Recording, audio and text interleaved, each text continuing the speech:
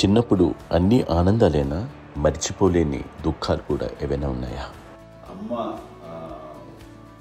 చెప్పాలంటే ఓపికకి, గృహిణిగా తన బాధ్యతలు నిర్వర్తించడానికి అండ్ అన్ని రకాలుగా టేకింగ్ కేర్, దీనికి ఒక మంచి ఉదాహరణ నేను చెప్పగలను.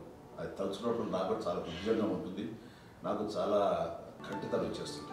అమ్మకి మేము 5 బిడ్డలు అండ్ పురిట్లోనూ 1 year పెరుగో 2.5 years పెరుగో 3 బిడ్డలు చనిపోయారు.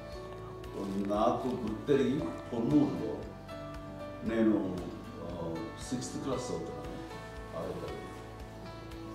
అప్పుడు రమణ అనే ఒక అమ్మాయికి 3 years. రమణ అంటే మా ముగ్గురికి కంటే పెద్దది, మా కంటే పెద్దది, కళ్యాణ్ బాబు కంటే పెద్దది, మాకంటే మధ్యలో పిల్ల. తనకి అప్పట్లో మా నాన్నగారు ఉద్యోగరీత్యా క్యాంప్కి వెళ్ళిపోతుండేవారు. ఏమి ఉంది నాన్న చెప్పాలంటే ఫుడ్లో కష్టపడేవారు, ఇంకా నాన్న చెప్పినట్టు నాగో చెప్పినట్లు. కానీ ఇంటి బాధ్యత, ఇంటి పనులు, రోగాలు వచ్చిన రుచులు వచ్చిన హాస్పిటల్కి తీసుకెళ్ళాలట, ఏదైనా సరే అమ్మే పడేది. ఆ శ్రమ తీసుకున్న టైంలో అమ్మకి అసిస్టెంట్కి నేను సహాయపడుతుండేవాడు. అమ్మ చేతులు నాకు ఫ్రెండ్స్ ఆడుకోవడం అలా నిజంగా ఎప్పుడు నాకు గుర్తేది, నాకు తెలియదు ఫ్రెండ్స్తో తిరగడం అని సేపు అమ్మ పట్ల ఉండేవాడు. అలాంటి నేను ఆ పిల్లకి బ్రెయిన్ ఫ్యూర్ వచ్చింది. ప్రభుత్వ ఆసుపత్రి పొన్నూరులో ఆ పిల్లని చేర్పించినప్పుడు 2-3 days అయిన తర్వాత ఒక బ్యాడ్ న్యూస్ వినాల్సి వచ్చింది. తెల్లారికి కాన్షియస్ పోయింది, ఏం చేయాలో తెలియదు. అమ్మ వయసు చిన్నదే. ఇద్దరు తీసుకుని ఆ బిడ్డని నేను ఒళ్ళో పెట్టుకుని శవాన్ని, డెడ్ బాడీని రిక్షాలో ఇంటికి వెళ్ళి ఇప్పటికీ నాకు గుర్తు ఆ విజువల్స్. అని నాన్నకి తెలియదు ఏ విషయం, నాన్న ఎప్పుడు వస్తారో తెలియదు, ఎలా కమ్యూనికేట్ చేయాలో తెలియదు. అది తీసుకుని వెళ్ళిన తర్వాత ఇంట్లో పడుకోబెడుతుంటే ఏం చేయలేదు. చుట్టుపక్కల ముస్లిం సోదరులు ఉండేవాళ్ళు, ఫ్యామిలీస్ అక్కడ. అంటే మసీదు, పొన్నూరు మసీదు పక్కన మా ఇంట్లో అనుకుని ఆ ఇంట్లో అందరూ వచ్చి చూసేవాళ్ళు, వాళ్ళే హెల్ప్ చేసేవాళ్ళు. ఏం చేయాలో తెలియదు, నెక్స్ట్ రిచువల్స్ ఎలా చేయాలో, కంపకం ఎలా చేయాలో తెలియదు. అందరూ చిన్నపిల్లలే, తను చిన్నది, మిగతాలందరూ పరిసరులే. సో అలాంటి పరిస్థితుల్లో కమ్మి వచ్చినప్పుడు చుట్టుపక్కల వాళ్ళు మీరు వచ్చి చేయాల్సిన కార్యక్రమాలు చేశారు.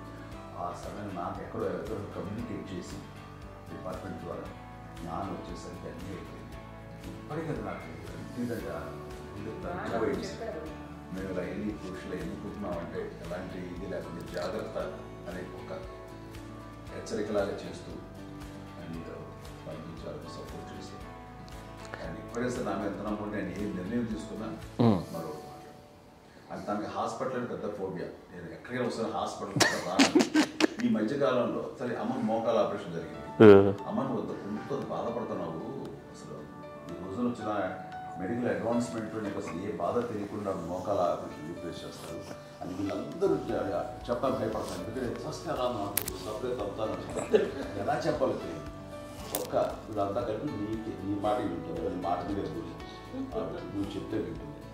సరే నేను చెప్పాను అంతే, ఏదో నాకు బాగుండు నువ్వు ఎలా ఉన్నారా, సరే ఇష్టం రా వేర్లే మా ఊరికి పర్లేదు. మళ్ళీ ఇంటికి వచ్చాక మళ్ళీ ఇంకొక తెప్పించి, మిషన్ తెప్పించి మళ్ళీ టెస్ట్ చేయించి అందరూ బాగుంది, ఏమి లేదు అన్న తర్వాత అప్పుడు పుస్తకంతో పడ్డాడు. ఏదో ఉంది, మమ్మల్ని టెస్ట్ చేయించాలని చెప్పి శ్రద్ధ ఎక్కువ.